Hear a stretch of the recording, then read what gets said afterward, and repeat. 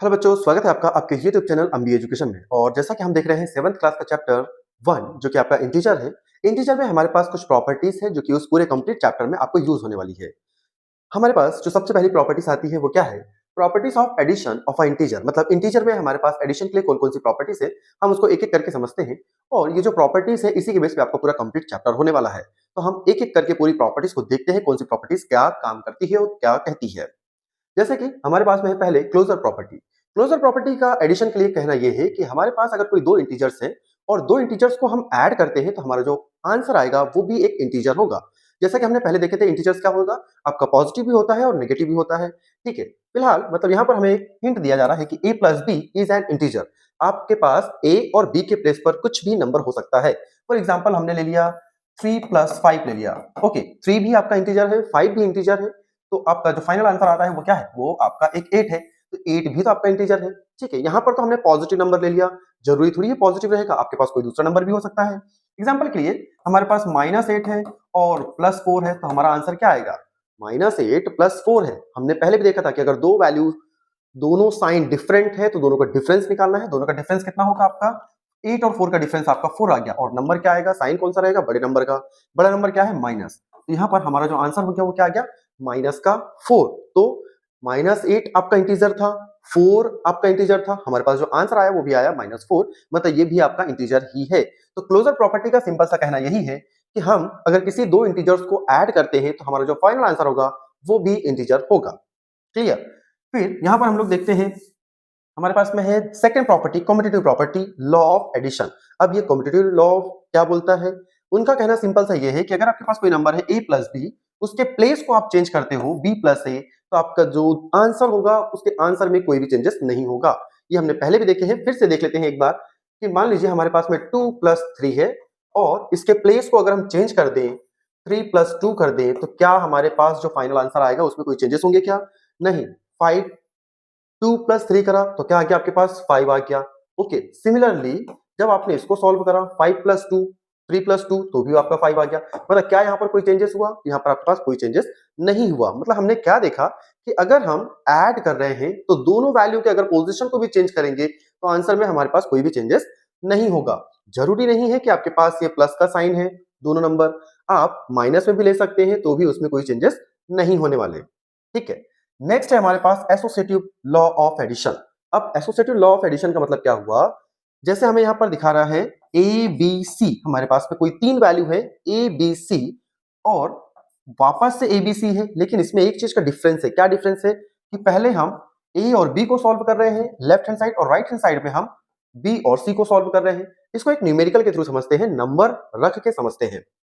Example के लिए 2 plus 3 plus 4 equal 2 plus 3 plus 4। तो पहले हम 2 प्लस 3 को सॉल्व करेंगे, राइट साइड में 3 प्लस 4 को शो करेंगे, चेक करेंगे क्या दोनों में कुछ चेंजेस हो रहे हैं क्या। 2 प्लस 3 कितना हो गया आपका? 5 प्लस 4, और 2 प्लस 3 प्लस 4 कितना हो गया आपका? 7। अभी थोड़ा सा चेंजेस हो सकता है, देखें। चलिए, 4 प्लस 5 करा आपने तो क्या आ गया? 9, और 7 प्लस 2 करा तो वापस से क्या आ गया आपका? 9।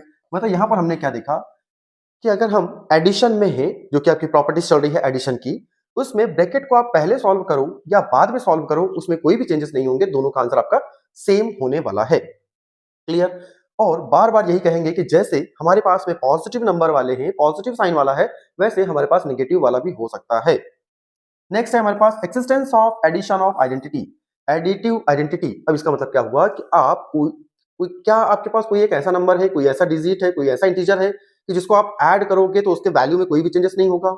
इंटीजर में बी पॉजिटिव, नेगेटिव और जीरो, कुछ भी वो हो सकता है। जी हाँ, हमारे पास अगर ए वैल्यू है, ए में अगर आप 0 प्लस करते हो तो फाइनल आंसर क्या आएगा? ए ही रहेगा, उसमें कोई भी चेंजेस नहीं होंगे। हाँ, अगर आप चाहो कि पोजिशन चेंज करना है तो 0 प्लस ए करो तो भी कोई चेंजेस नहीं होगा। ठीक है, एग्जाम्पल के लिए क्या देख सकते हैं हम कि हमारे पास 9 है, 9 में अगर हमने 0 ऐड करा तो क्या आएगा? फाइनल आंसर हमारा 9 आएगा। क्या वहां पर कोई चेंजेस हुआ? तो वहां पर कोई भी चेंजेस नहीं हुआ। ठीक है, तो यहां तक हमें ये तो समझ में आ गया कि एडिशन की प्रॉपर्टीज क्या क्या है। एक बार रिपीट कर लेते हैं। क्लोजर प्रॉपर्टी, मतलब किसी भी दो इंटीजर्स को अगर आप प्लस करते हो तो आपको इंटीजर ही मिलेगा। Next, competitive law of addition, मतलब एडिशन करते टाइम अगर हम उसकी वैल्यूज को प्लेस चेंज करते हैं तो भी कोई चेंजेस नहीं होगा। Third, associative law of addition, मतलब अगर हम ब्रैकेट का यूज पहले करें या बाद में करें एडिशन के फॉर्म में, तो भी उसके आंसर में कोई चेंजेस नहीं होगा। नेक्स्ट है एक्सिस्टेंस ऑफ एडिटिव आइडेंटिटी, मतलब अगर हम किसी भी नंबर में जीरो को ऐड करते हैं या जीरो में कोई नंबर ऐड करते हैं, तो उस नंबर में, उस इंटीजर में कोई भी चेंजेस नहीं होने वाले। ठीक है, इसी टाइप से हम सब्ट्रैक्शन का देखेंगे, मल्टीप्लिकेशन का, डिवीजन का देखेंगे, तो हमारे साथ बने रहे और आगे भी हम लोग ऐसे ही करते जाएंगे। जैसा कि हमने देखा एडिशन की प्रॉपर्टी, वैसे ही हमारे पास सब्ट्रैक्शन की भी प्रॉपर्टीज है, हम उसको भी देखते हैं उसमें क्या चेंजेस होगा या क्या चेंजेस नहीं होगा, क्या उनमें ये सारी प्रॉपर्टीज काम करेगी या प्रॉपर्टीज काम नहीं करेगी। ठीक है, तो हमारे पास जो नेक्स्ट प्रॉपर्टी आती है वो है हमारी सब्ट्रैक्शन की। तो यहां पर हमको क्या देखने को मिला, ये तो प्रॉपर्टी काम ही नहीं कर रही। चेक करते हैं कैसे। तो क्लोजर प्रॉपर्टी तो हमारी काम कर रही है सब्ट्रैक्शन में, क्यों? क्योंकि अगर हम a माइनस बी करते हैं तो भी हमारा इंटीजर ही मिलेगा। एग्जाम्पल के लिए ले लेते हैं 10 माइनस 5। बहुत इजी क्वेश्चन ले रहे हैं, सिंपल वे में जो आपको बहुत जल्दी समझ में आ जाए कि 10 माइनस 5 मतलब दोनों को वैल्यू को माइनस करना है। हमारा आंसर क्या आ गया? 5 आ गया। हमने क्या देखा कि 10 हमारा इंटीजर है, 5 हमारा इंटीजर है। अगर हमने दोनों को सब्ट्रैक्ट करा तो कितना आ गया? 5 आ गया। अब यहीं पर अगर हम कोई निगेटिव वैल्यू ले लें -2 और उसको हम सब्ट्रैक्ट कर रहे हैं -3 से, -2 और 3, तो दोनों वैल्यू कैसी हैं? दोनों वैल्यू निगेटिव हैं, मतलब दोनों सेम साइन है। और हमने देखा था कि सेम साइन होगा तो हम क्या करेंगे? ऐड करेंगे। तो -2 -3 कितना हो गया? 5। लेकिन साइन कौन सा रहेगा? माइनस का ही रहेगा। क्यों? क्योंकि जो नंबर हमारे पास नेगेटिव नेगेटिव है तो हमारा सब्ट्रैक्शन या एडिशन सेम रहेगा, माइनस में रहेगा। चलिए, तो यहां पर हमने देखा कि क्लोजर प्रॉपर्टी एडिशन के लिए भी काम करती है और सब्ट्रैक्शन के लिए भी काम करती है। बाकी प्रॉपर्टीज काम करती हैं क्या? तो subtraction of integers is not commutative property. जी हाँ, मतलब कम्यूटेटिव प्रॉपर्टी आपका सब्ट्रैक्शन में फॉलो नहीं करता है। a minus B not equal, this is the sign for not equal. अगर इक्वल है तो ठीक है, हम बोल देंगे एक एग्जांपल के लिए कि a इक्वल b है। इसका मतलब क्या हुआ कि a और b दोनों आपस में बराबर है। और अगर कहीं पर हमने लिखा a not equal to b, तो इसका मतलब ये हुआ कि ये दोनों बराबर नहीं है। एक एग्जांपल लेना है, एग्जांपल ले सकते हैं कि अगर हमने यहां लिखा 5 इक्वल 5, हाँ तो ये सही है। लेकिन अगर हमने यहां लिखा 4 इक्वल 5, तो क्या ये सही है? तो ये सही बिल्कुल भी नहीं है, इसलिए यहां पर नॉट इक्वल लिखा गया है। नॉट इक्वल साइन का मतलब समझ में आ गया। चलिए, a minus B not equal to b minus A. एक बार इसको वेरीफाई कर लेते हैं, प्रूफ कर लेते हैं कि हमारे पास कोई नंबर है कि 10 माइनस 7। ठीक है, क्या नंबर है? 10 माइनस 7। और दूसरा नंबर ले लेते हैं हम लोग 7 माइनस 10। उसके प्लेस को चेंज कर दिया हमने, जैसे हमने एडिशन में देखा था, प्लस प्लस करने पर हम उसको चेंज कर रहे थे तो भी उसका आंसर में कोई चेंजेस नहीं आया। तो क्या यहाँ पर चेंजेस होगा? दोनों डिफरेंट साइन है। 10 आपका पॉजिटिव है, 10 आपका पॉजिटिव साइन में है, यहाँ पर 7 आपका पॉजिटिव साइन में है। ठीक है, दोनों को अगर हम सब्ट्रैक्ट करेंगे तो क्या आएगा आंसर? 10 माइनस 7, 10 माइनस 7 आपका 3 हो गया। और यहाँ पर 7 माइनस 10, इसमें भी आपका आंसर 3 होगा, लेकिन साइन कौन सा रहेगा? माइनस का रहेगा। क्यों? क्योंकि आपका बड़ा नंबर किसमें है? माइनस में। इसमें बड़ा नंबर किसमें था? प्लस में। तो क्या ये दोनों वैल्यू सेम है? दोनों वैल्यू सेम नहीं है। इसीलिए यहां पर बोला गया है कि subtraction of integers is not commutative. Subtraction में कम्यूटेटिव प्रॉपर्टी काम नहीं करेगी। Clear? Next, subtraction of integers is not associative property, मतलब वो एसोसिएटिव प्रॉपर्टी भी काम नहीं करेगी जिसमें हम ब्रैकेट का यूज कर रहे थे, है ना? हमने एडिशन में देखा था कि अगर हम ब्रैकेट को चेंज कर रहे थे, फर्स्ट टू लास्ट कर रहे थे, तो भी उसके आंसर में कोई चेंजेस नहीं हो रहा था, लेकिन यहां पर चेंज हो रहा है। एग्जाम्पल देखते हैं कैसे। हम एकदम सिंपल वैल्यू लेते हैं, 2 minus 3 minus 4 equal 2 minus 3 minus 4। अब दोनों क्वेश्चन में हम ब्रैकेट को यूज करेंगे। तो पहले हम सामने वाले ब्रैकेट को सॉल्व करेंगे और इसमें हम ये वाले ब्रैकेट को सॉल्व करेंगे। देखते हैं कि क्या चेंजेस हो रहा है।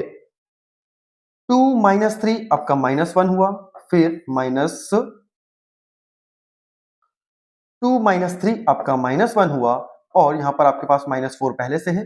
सिमिलरली 2 माइनस 3 माइनस 4, 3 माइनस 4 क्या हुआ? वापस से -1 हुआ, -1।